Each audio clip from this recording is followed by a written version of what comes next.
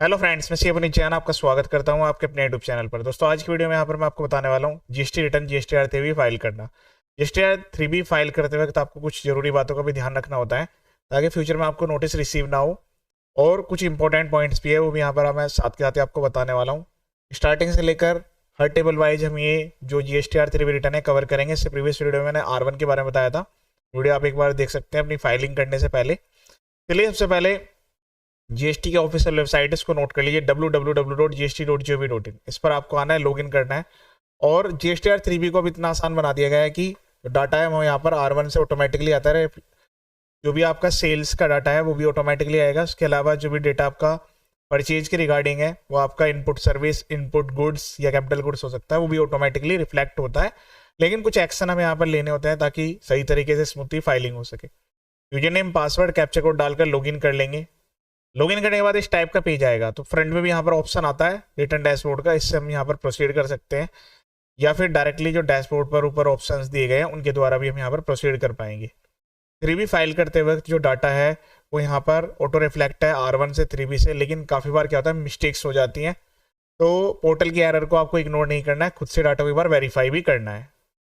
उसके बाद period select करेंगे, यहाँ से जुलाई सर्च पर क्लिक करना है। 3B आप जब फाइल कर पाएंगे, जब तक आपकी R1 फाइल नहीं होगी तब तक आप 3B फाइल नहीं कर पाएंगे। जो आपकी जीएसटीआर 3B रिटर्न है उसको फाइल करने से पहले आपको जहाँ पर ऑप्शन दे रहता है जीएसटीआर 2B, इसको एक बार जो डाटा है उसमें रिव्यू जरूर करना है ताकि आपकी जो मिस्टेक है वो ना हो, ठीक है। क्योंकि काफ़ी सारे ऐसे पर्सनस हैं जो कि अपने रिटर्न को फाइल करने से पहले 2B को वेरीफाई नहीं करते हैं और गलतियाँ हो जाती हैं। तो 2B पर क्लिक करें। यहाँ पर सबसे पहले आपको जो है चेक करना होगा कि आपके कौन कौन से इनवॉइस रिफ्लेक्ट हो रहे हैं। तो ऑल टेबल पर क्लिक कर लें, यहाँ पर पूरी समरी दिखाई देगी आपको।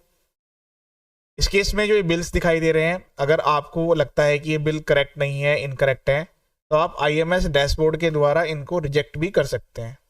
रिजेक्ट कर सकते हैं, पेंडिंग कर सकते हैं, ताकि आपके रिटर्न में ये कंसिडर ना हो। उसके अलावा कुछ देखिए, यहाँ पर फ्रेट के भी इनवॉइस आ रहे हैं, तो इन पर रिवर्स चार्ज मैकेनिज्म है, तो RCM की लाइबिलिटी को भी हमें पे करना होता है, ठीक है। तो ये रिवर्स चार्ज मैकेनिज्म की लाइबिलिटी है, वो आपको पहले चालान के द्वारा पे करनी होगी, दैन उसका आप जो है सेम मंथ में क्लेम भी ले सकते हैं। जो डाटा यहाँ पर ऑटोमेटिकली रिफ्लेक्ट हो रहा है उसका RCM तो आपने कंप्लाई कर लिया, लेकिन कुछ ऐसे भी यहाँ पर हो सकता है कि फॉर एग्जाम्पल जैसा रेंट के केस में RCM की एप्लीकेबिलिटी है, तो वो आपने उसको कंसिडर ना किया हो, तो सारे RCM को भी आपको चेक कर लेना है। यहाँ पर टेबल्स जैसे 1 2 3 4 पूरी एक्सेल सीट दी जाती है, और यहाँ पर डाउनलोड का भी ऑप्शन है, एक्सेल में आप इसको डाउनलोड भी कर सकते हैं। तो जो एलिजिबल ITC है, इनएलिजिबल ITC है, वो आपको सेपरेट करना है, उसके बाद हम रिटर्न में क्लेम करेंगे। IMS के बारे में आपको बता देता हूँ। सर्विस में जाना है, यहाँ पर रिटर्न्स में जाना है, उसके बाद IMS इनवॉइस मैनेजमेंट सिस्टम, इस पर क्लिक कर लेना है। तो यहाँ पर आपको इन्वर्ट सप्लाई ऑनलाइन का ऑप्शन मिलेगा, इस पर आपको क्लिक करना है। ये 2B जो है ऑटोमेटिकली जनरेट होती है पीरियोडिकली, हर मंथ आपको फाइल करने से पहले भी एक बार वेरीफाई करना होता है। अब यहाँ पर नंबर ऑफ इनवॉइस दिए गए हैं 11, तो अगर आप कोई भी एक्शन नहीं यहाँ पर नहीं लेते, डायरेक्ट 3B भर देते हैं, तब भी कोई दिक्कत नहीं है। लेकिन अगर यहाँ पर कोई ऐसा इनवॉइस है जो कि गलत आ रहा है, आपको उसको पेंडिंग करना है या रिजेक्ट करना है। एक्सेप्ट करने के लिए तो इसमें कुछ करने की मैंडेटरी रिक्वायरमेंट नहीं है, रिजेक्ट करना है या पेंडिंग करना है, तो उस केस में आप यहाँ पर एक्शन ले सकते हैं। तो सेलेक्ट करें, तो जो भी बटन है उसको प्रेस करें, उसके बाद यहाँ पर कंप्यूट 2B पर क्लिक कर दें, तो ये दोबारा से रिकैलकुलेट हो जाएगी। जो रिजेक्टेड वाले और जो पेंडिंग वाले इनवॉइस हैं, फिर वो यहाँ पर आपकी 3B में कंसिडर नहीं होंगे। चलिए हम डायरेक्टली अब 3B फाइल करेंगे। मैं यहाँ से डायरेक्टली जो है 3B सर्च कर लेता हूँ। इस केस में क्या है, पूरा जो भी चेकिंग है वो हमने ऑलरेडी कर लिया है 2B से और 2A से भी। 2A में केवल यहाँ पर वो आपका जो पीरियोडिक वाइज डिटेल्स है वो आएगी, मतलब जैसे जुलाई की हम फाइल कर रहे हैं तो यहाँ पर केवल जुलाई के रिफ्लेक्ट करेंगे। 2B में क्या होता है कि अगर आपके प्रीवियस मंथ्स के भी कोई आपके बिल्स है जो सामने वाली पार्टी ने अपने रिटर्न में नहीं दिखाए थे, वो भी यहाँ पर आएंगे, और आपको 2B के अकॉर्डिंग ही इनपुट लेना होता है, लेकिन एलिजिबल ITC। 20 तारीख इसकी लास्ट डेट होती है। प्रिपेयर ऑनलाइन पर क्लिक करेंगे, उसके बाद इस टाइप का यहाँ पर मैसेज आएगा। देखिए यहाँ पर कुछ टेबल्स दी गई हैं, तो जो आपके टेबल है 3.1, 3.1.1, 3.2, ये डाटा आपका जो है यहाँ पर ऑटोमेटिकली रिफ्लेक्ट होता है आपकी GSTR1 से। टेबल नंबर 4 में जो डेटा है वो यहाँ पर आपकी जो 2B है उससे ऑटोमेटिकली आता है। टेबल नंबर 5 में मैनुअली एंटर करनी होगी डिटेल्स, अगर आप कोई एग्जेम्प्टेड, निल या फिर नॉन GST परचेज करते हैं। उसके अलावा इंटरेस्ट और लेट फीस, ये टेबल भी फ्रीज है, ऑटोमेटिकली डाटा आता है, इसमें आप वैल्यू को कम नहीं कर सकते हैं, ठीक है, बढ़ा सकते हैं। अब बात करते हैं सबसे पहले 3.1। इस टेबल में जो डाटा है वो यहाँ ऑटोमेटिकली आ गया, लेकिन जो आरसीएम की डिटेल्स है वो नहीं आती है। अच्छा, अगर आपको कोई चीज़ अमेंड करनी है तो यहाँ पे मैनुअली एडिट करके मत करिएगा। वैसे तो जल्दी ही यहाँ पर GSTR3B जो है फ्रीज होने वाली है, लेकिन इसमें डिटेल को अगर कोई करना है आपको तो 3B फाइल करने से पहले GSTR1A कर लीजिएगा, ठीक है।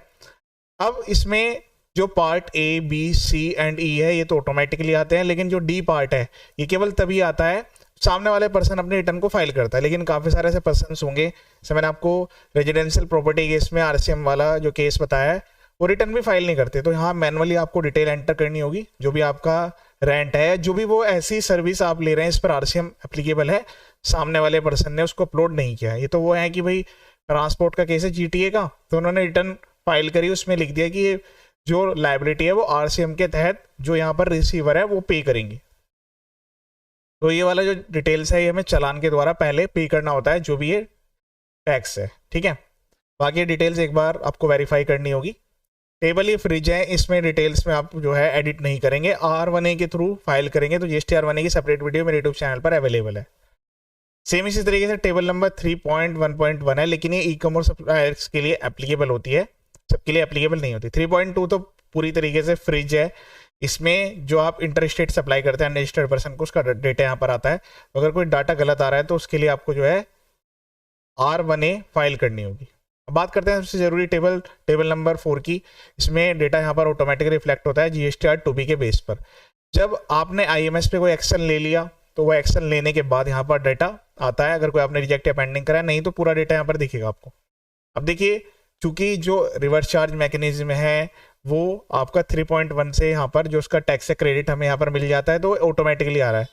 लेकिन जो बाकी अदर केस हैं वहाँ पर आप मैनुअली इसको यहाँ एडिट करेंगे 3.1 में भी और इसमें भी।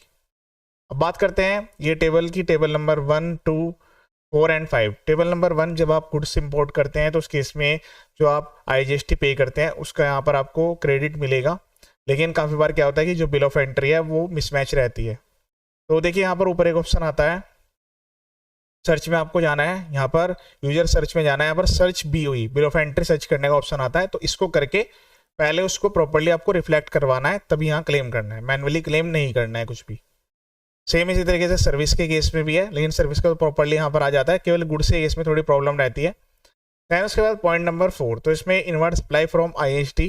तो ऐसे पर्सन जो कि इनपुट सर्विस डिस्ट्रीब्यूशन का रजिस्ट्रेशन लेने के लिए लायबल है, वो रजिस्ट्रेशन लेंगे, उस पर उनका सारा इनपुट टैक्स क्रेडिट एक्यूमुलेट होगा, उसके बाद वो डिस्ट्रीब्यूट करेंगे। तो ये तो पर्सन स्पेसिफिक केस है, सबके केस में नहीं आएगा। बाकी ऑल अदर ITC में जो भी आपका इनपुट टैक्स क्रेडिट है वो गुड्स का है, सर्विस का है, किसी भी टाइप का है, वो ऑटोमेटिकली यहाँ पर आएगा। बस हमें क्या करना है, इसको एक बार वेरीफाई करना है, चेक करना है। अब इसमें से जो इनएलिजिबल ITC जो परमानेंट नेचर का है, वो रूल 38, 42, 43 का हो या फिर ब्लॉक क्रेडिट सेक्शन 17 सेक्शन 5 का हो, वो यहाँ मैनुअली एंटर कर देना है। तो जो जैसे सपोज करें मैंने यहाँ पर 1000 रुपये डाल दिया, जो नेट ITC स्टेबल में आएगा वो यहाँ पर एलिजिबल है क्लेम करने के लिए, ठीक है। तो इसका बाइफर्केशन कहाँ पर मिलेगा, 2B में मिलेगा, ठीक है। अब कुछ ऐसे ITC हैं जो कि अभी आपको रिवर्स करना है लेकिन बाद में रिक्लेम करने से आपका जो है रूल 37A वाला जो केस होता है सेक्शन 16 सबसेक्शन 2 क्लोज B या C के रिगार्डिंग, तो पहले आप उसको यहाँ रिवर्स कर देते हैं तो ये एक अलग लेजर में चला जाता है। मतलब इस महीने आप कमांड दे रहे हैं कि 3B में नेट ITC के क्लेम हो। फिर जब आपको दोबारा क्लेम करना है, जब आप एलिजिबल हो जाएंगे इस वाले ITC के लिए जो इसके सेकंड पार्ट में है, तो उसको क्लेम आपको ऑल अदर ITC वाली टेबल में ही करना होगा। इसके बाद ये टेबल नंबर जो D दी गई है यहाँ पर, मतलब टेबल नंबर 4 का पार्ट D, ये रिपोर्टिंग पर्पज के लिए है केवल। जब आप कोई ITC रिक्लेम करेंगे तो उसको यहाँ पर भी बताना है कि हम ये वाला ITC जो कि हमने पहले रिवर्स कर दिया था अब उसको क्लेम कर रहे हैं। कुछ ऐसे परमानेंट नेचर के ITC जो कि यहाँ पर इनएलिजिबल है, उसकी रिपोर्टिंग यहाँ पर भी करनी है। रिवर्स तो यहीं पर ही करना है, उनकी रिपोर्टिंग यहाँ पर भी करना है। इनएलिजिबल ITC अंडर सेक्शन 16(4) या फिर जो कि PS रूल के रिगार्डिंग रेस्ट्रिक्टेड है। उसके बाद कंफर्म पर क्लिक करेंगे। बात करते हैं टेबल नंबर 5 की, तो इसमें जैसे कि मैंने आपको बताया था परचेज, तो इंटर मतलब जो आपका दूसरे स्टेट से कोई आप परचेज करते हैं, इंट्रा मीन्स लोकल।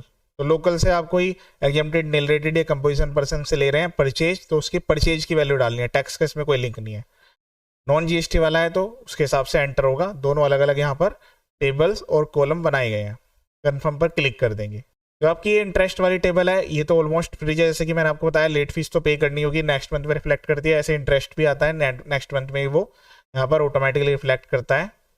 अगर आपको लगता है कि गलत है तो रिकम्प्यूट कर सकते हैं, अदरवाइज कन्फर्म पर क्लिक करके प्रोसीड करेंगे। उसके बाद सेव GSTR3B पर क्लिक करना है, प्रोसीड टू पेमेंट पर क्लिक कर देना है। उसके बाद यहाँ पर पेज को स्क्रॉल करना है। अब देखिए इनपुट टैक्स क्रेडिट के जो रूल्स है उसके अकॉर्डिंग जो आपका ये एडजस्टमेंट है वो होगा। ये तो आपका नेट पेबल टैक्स है, आउटपुट टैक्स है। अब इसके अगेंस्ट में जो ITC आपके लेजर बैलेंस में अवेलेबल है उससे यहाँ पर इसका एडजस्टमेंट होता है। जो एडजस्टमेंट है वो कुछ इस तरीके से होता है कि जैसे पहले IGST है तो पूरा IGST को यूटिलाइज करेगा, फिर CGST को, फिर SGST को। तो CGST है वो पहले IGST को, फिर उसके बाद CGST को, SGST को नहीं करेगा। सेम ऐसे आपका SGST का बैलेंस है, पहले IGST से यूटिलाइज होगा, फिर उसके बाद वो SGST से होगा। बाकी कुछ ऐसे बैलेंस है जो कि यहाँ पर आगे कैरी होंगे, ठीक है। तो ये POS रूल के अकॉर्डिंग ही यहाँ पर एडजस्टमेंट होती है ऑटोमेटिकली। लेकिन अगर आप चाहते हैं कि मैनुअली आप टैक्स को पे करें तो इसको आपको वैल्यू यहाँ पर कम करके खुद से टैक्स भी पे कर सकते हैं। Make payment post credit ledger पर क्लिक करना है, एग्री, इसको एक बार रीड करना है, यस कर देना है। उसके बाद यहाँ पर लायबिलिटी जो है ऑफसेट यहाँ पर हो जाएगी। यहाँ पर प्रोसीड टू फाइल पर क्लिक करेंगे, उसके बाद यहाँ पर पर्सन सेलेक्ट करेंगे, उसके बाद EVC पर क्लिक करेंगे। रजिस्टर्ड मोबाइल नंबर है उस पर OTP जाएगा, OTP को ऐसे हम यहाँ पर वेरीफाई कर देंगे तो उसके तुरंत बाद आपकी जो है GSTR3B रिटर्न जो है वो फाइल हो जाएगी। फाइल होने के बाद इस टाइप का मैसेज आएगा, ओके पर क्लिक कर देंगे। यहाँ से अगर आपको रिटर्न डाउनलोड करनी है तो वो भी आप कर सकते हैं।